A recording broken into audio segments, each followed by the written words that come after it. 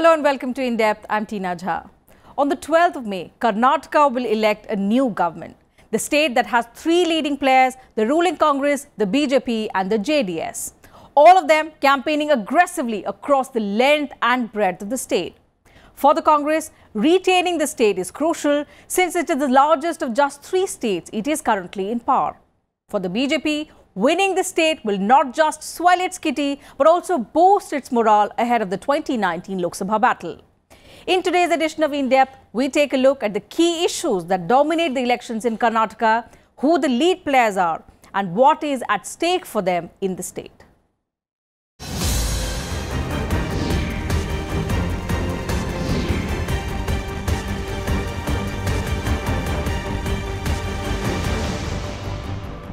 In campaign speech after campaign speech, BJP leaders led by Prime Minister Modi have spoken of the party's mission to ensure a Congress-Mukt Bharat.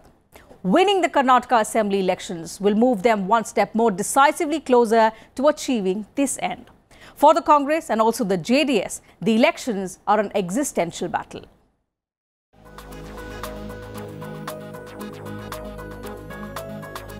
With 21 states populated by 70% Indians in its kitty, the BJP led by Prime Minister Narendra Modi is looking to scale newer political heights. Karnataka will mark its re-entry into South India, a state that it ruled from 2008 till 2013. But in 2018, Karnataka occupies a special place in the political calendar of the country, since it predates elections in states like Chhattisgarh, Rajasthan and Madhya Pradesh. All these big states have elections later in the year, which means a victory in Karnataka will be a huge morale booster for the BJP's cadres in all these election-bound states. A victory in Karnataka will of course give the BJP a firm footing in South India, especially after it lost support of a stable partner like Telugu Desam Party in Andhra Pradesh. The party has also failed to make inroads in states like Kerala and Tamil Nadu despite aggressive campaigns. Success in Karnataka and South India is crucial to the BJP to acquire the image of a truly pan-Indian party, and that its appeal is not limited to North India. For the Congress, a loss in Karnataka will shrink an already reduced base in the country. The party is in power in only three states: Punjab, Mizoram and Karnataka. A loss in Karnataka will not only erode party President Rahul Gandhi's credibility, it could also affect the morale of the cadres for the 2019 general elections. A win will also help the party to get over its political reverses in previous years. For the JDS, the election is a question of survival. As a party limited to just one state, its political fortunes will depend on how it does in these elections and whether it will emerge as a kingmaker after the election. Bureau Report, Rajya Sabha Television. The Karnataka Assembly election campaign has no single dominant issue.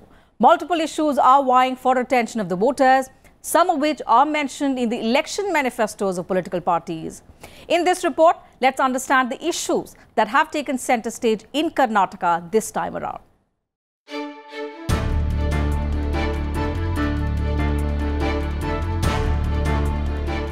Seen as a prelude to the 2019 general elections, there are several issues that will define the Karnataka elections this time.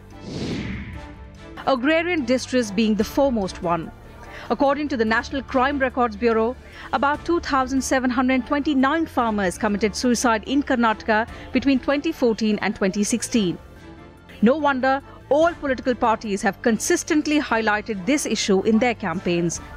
If voted to power, the BJP has promised 1.5 lakh crore rupees for irrigation projects and waive off farm loans up to rupees 1 lakh borrowed from nationalized and cooperative banks. The party's manifesto also has a 5,000 crore rupees scheme to assist farmers against the effects of price fluctuations.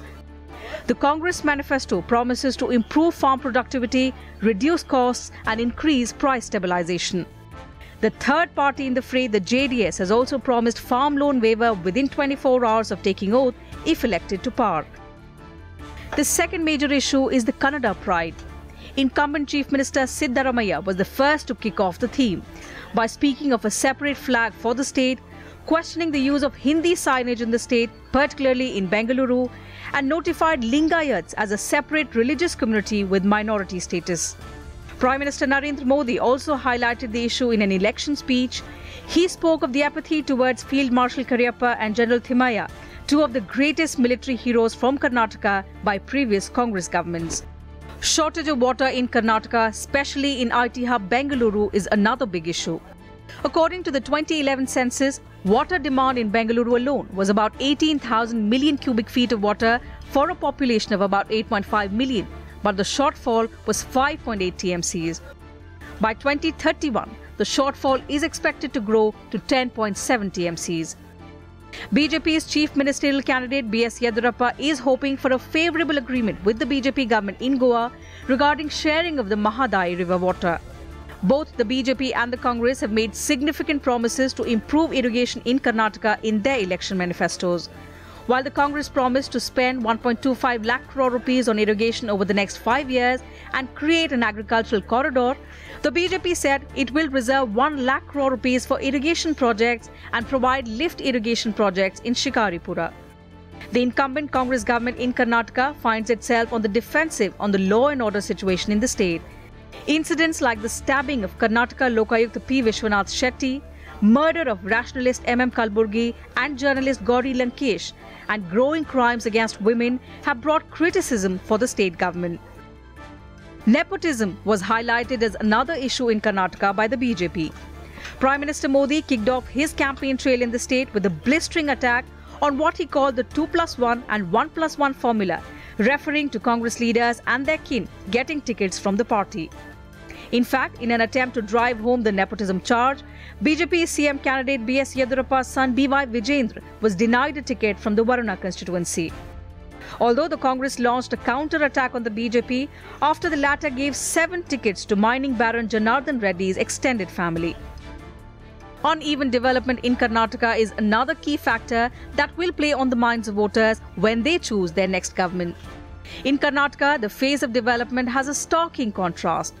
While the urban landscapes boast of world-class facilities, progress in the rural and backward region has been slow compared to the development in cities. Other factors that could prove to be a game changer are civic issues, particularly in Bengaluru, and the large-scale deforestation that have choked the river system in the cities. Bureau Report, Rajya Sabha TV. Time for a short break on the program. We'll be right back.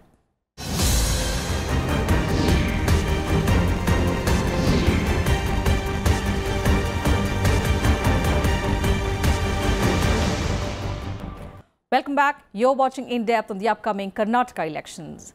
Well, the Karnataka elections saw all sides mounting a high-voltage campaign.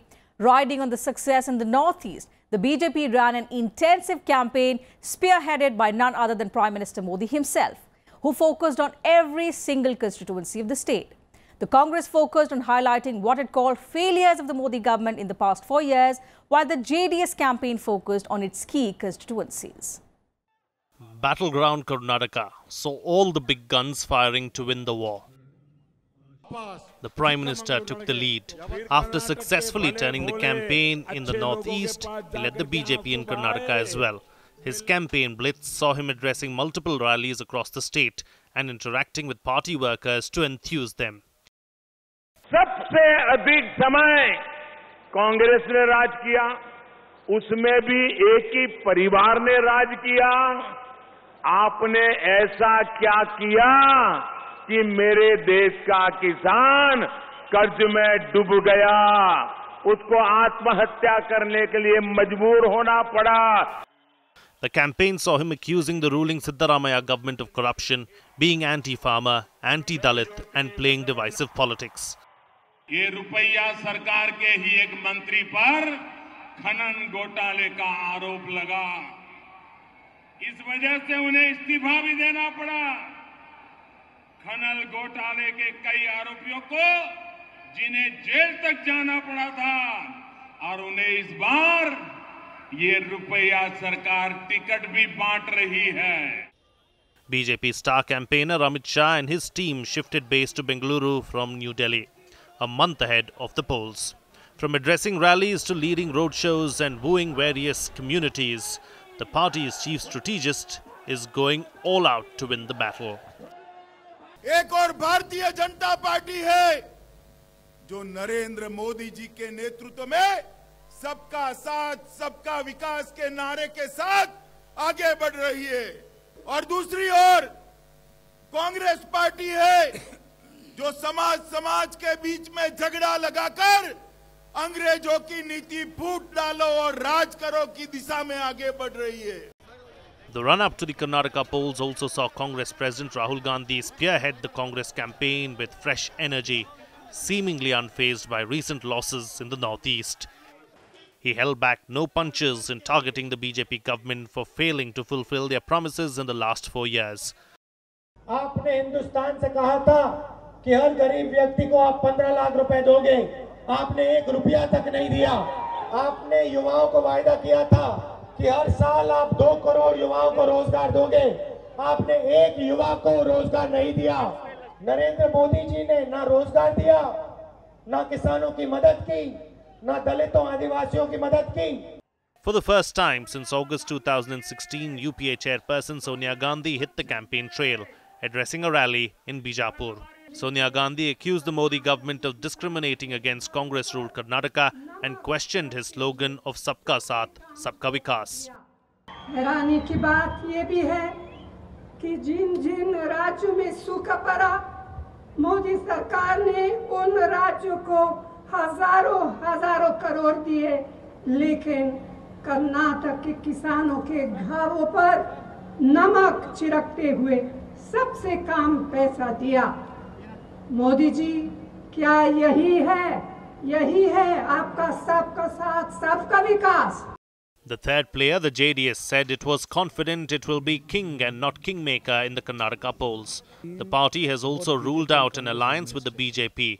The rumours fueled by Prime Minister Narendra Modi's praise of H.D. Devegowda during a campaign rally. The battle for Karnataka is also being fought on social media. All parties have strong social media teams to lead their online campaigns and public outreach. BJP's social media campaign has been an aggressive one ahead of the polls, while Congress campaign has seen some structural changes in the online strategies. The JDS, though, seems to be struggling in the virtual world. से हमारा posters जो हो, videos जो create करते हैं, हम text message जो create करते हैं, उसको 16 लाख लोगों को डायरेक्टली हम डायरेक्ट एक्सेस से मैसेज कर सकते हैं. All of our party workers are in the WhatsApp groups, and we ensure that any communication that happens right from Delhi to Bangalore, it reaches every one of our party workers. With a heated campaign coming to an end, the voters will decide the fate of the candidates and parties on March 12th. With Navvikram Singh, Bureau Report, Rajya Sabha Television. Let's now take a look at the key players in the Karnataka elections. We start with K. Siddaramaiah. Once a protege of JDS President H.D. Devegowda, Siddaramaiah has emerged as one of the strongest Congress chief ministers. Not known for mincing his words, the Karnataka chief minister is fighting the most important election of his career. Here's a look at Siddaramaiah's over 3-decade-long political career.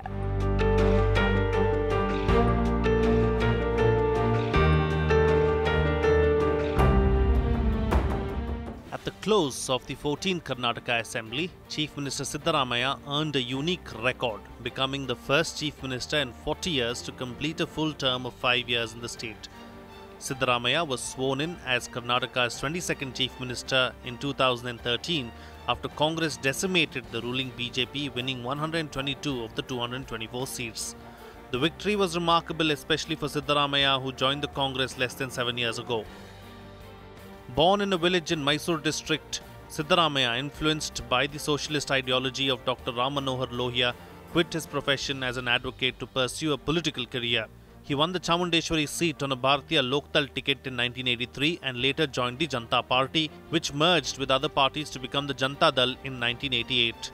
In 1999, the Janata Dal split into Janata Dal United and Janata Dal Secular, and Siddaramaiah sided with the latter, headed by H.D. Devegowda. He served as Deputy Chief Minister of the state in 1996 and 2004. Differences arose between Devegowda and his protege Siddaramaiah when the former promoted his son H.D. Kumaraswamy as the party's leader. Siddaramaiah was expelled from the party in 2005. In 2006, Siddaramaiah joined the Congress and in a prestige battle won the Chamundeshwari by-poll by a narrow margin of 257 votes against the JDS. Contesting his last assembly election, Siddaramaiah has returned to Chamundeshwari after 10 years, a seat he won 5 times and lost twice in his 3-decade-long political career. He is also contesting from Badami constituency in Bagalkot district, which has a strong Kuruba presence, the community to which Siddaramaiah belongs to. While many claim that the Battle of Chamundeshwari will not be easy for the Chief Minister, Siddaramaiah has another important task cut out for him, which is to retain the last big state that his party, the Congress, holds ahead of the 2019 general elections. Bureau Report, Rajya Sabha Television. The other key player, B.S. Yediyurappa, rose from being a clerk in a rice mill to becoming BJP's first Chief Minister in South India. From the beginning, Yediyurappa's tenure as Chief Minister was not a smooth affair. The former Chief Minister has now begun a new political journey with this year's Assembly election. Let's look at his political journey.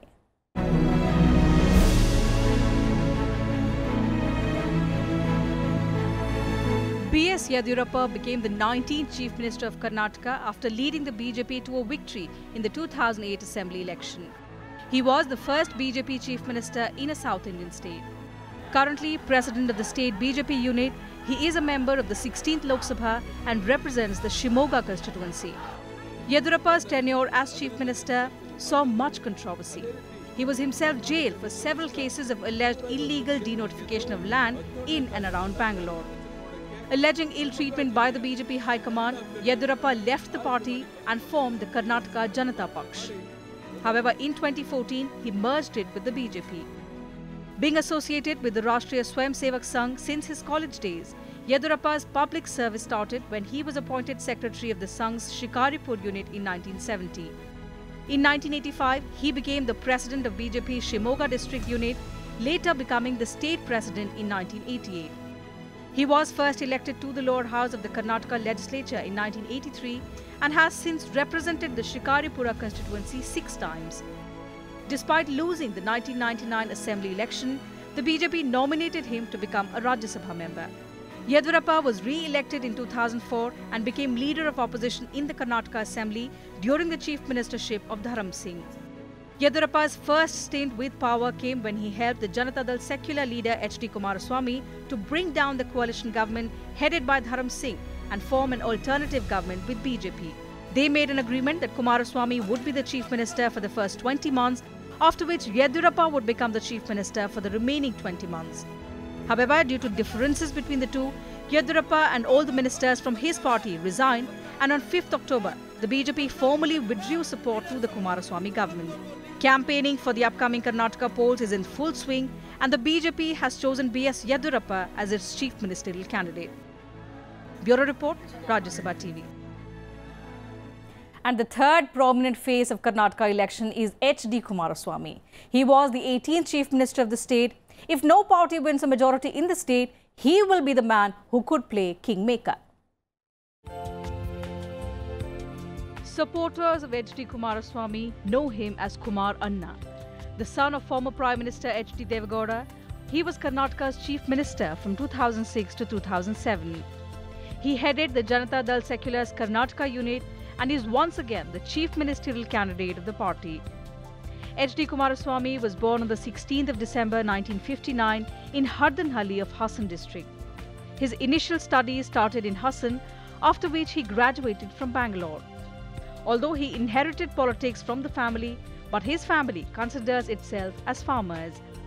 Kumaraswamy wears many hats as a filmmaker, distributor and an exhibitor of Kannada films. Kumaraswamy entered politics in 1996, winning the Kanakapura general elections, but lost his seat in 1998 in re-elections. He again contested unsuccessfully for the Satanur assembly seat in 1999. In 2004, he was elected to represent the Ramnagaram assembly seat when the 2004 state elections resulted in a hung assembly with no party getting enough seats to form a government. His party decided to form a coalition government with the Congress. In 2006, Kumaraswamy and 42 MLAs of the Janata Dal left the coalition and the government collapsed. He was Chief Minister of Karnataka from the 4th of February 2006 to 9th October 2007 with BJP support. In 2014, he was elected as Karnataka State Janata Dal Secular President. Kumaraswamy's governance as Chief Minister in Karnataka coincided with an appreciable economic growth in the state despite political instability. He also had a good record in resolving farmers' issues. This time, he is contesting from 2 assembly seats, including Channapatna and Ramanagaram. Bureau Report, Rajya Sabha TV.